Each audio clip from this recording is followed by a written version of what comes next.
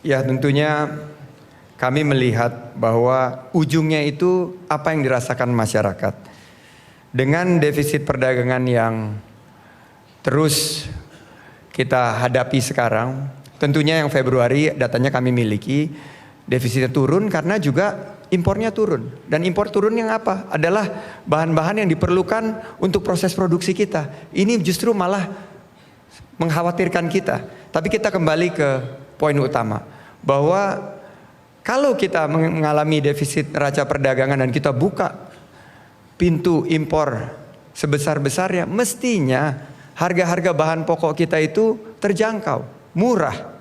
Mestinya harga energi yang dikeluhkan sekarang oleh ibu-ibu di seluruh wilayah Indonesia, bahwa saya selalu tanya, harga listrik turun atau naik? Naik.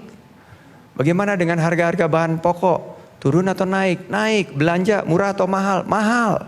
Nah, ini tidak terselesaikan dengan kebijakan perdagangan kita. Saya bersama Pak Prabowo memiliki strategi yang kita sebut sebagai big push strategi, strategi dorongan besar. Kita kembangkan bagaimana swasembada pangan. Swasembada pangan ini kita dorong proses-proses produksi kita, pupuk dilancarkan, para petani bisa mendapatkan bibit, bisa mendapatkan obat-obatan yang murah, dan stop impor saat panen. Untuk energi, kita harus bangun biofuel. Kita punya 10 juta hektar lahan rusak, lahan terlantar kita bangun. Sehingga apa yang terjadi, Ibu Mia di Tegal mengeluh bahwa biaya tagihan listriknya tadinya 300-400 ribu, sekarang sudah di atas 1 juta. Ini yang harus kita selesaikan. Bersama Prabowo Sandi kita akan turunkan harga listrik, kita akan pastikan harga-harga sembako murah tanpa usaha menerbitkan kartu-kartu baru. Waktu habis, terima kasih. Berikutnya. Oke, para pendukung harap tenang terlebih dahulu. Para pendukung harap tenang terlebih dahulu. Baik, berikutnya pasangan calon presiden dan wakil presiden nomor urut 01 untuk menanggapi kembali. Waktunya 2 menit dimulai saat menanggapi. Silakan Bapak.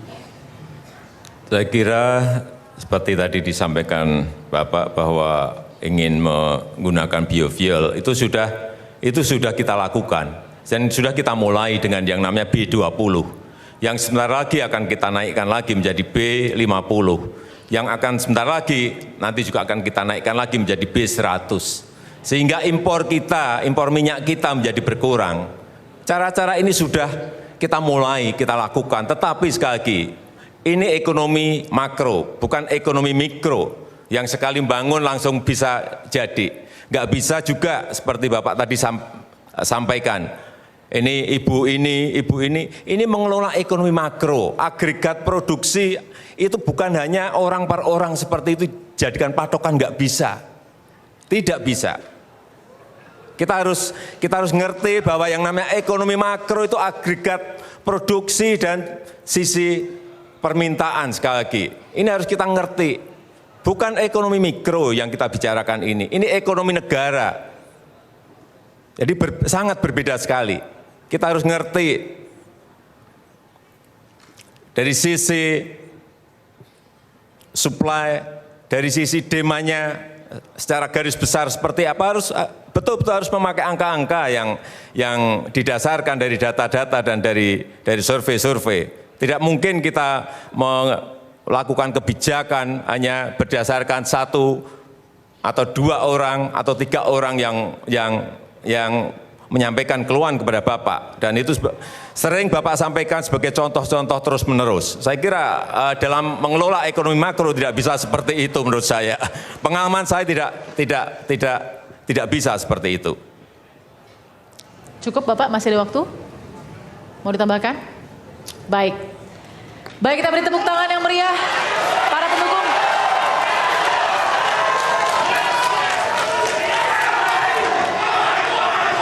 Cukup. Harap baik. tenang, cukup.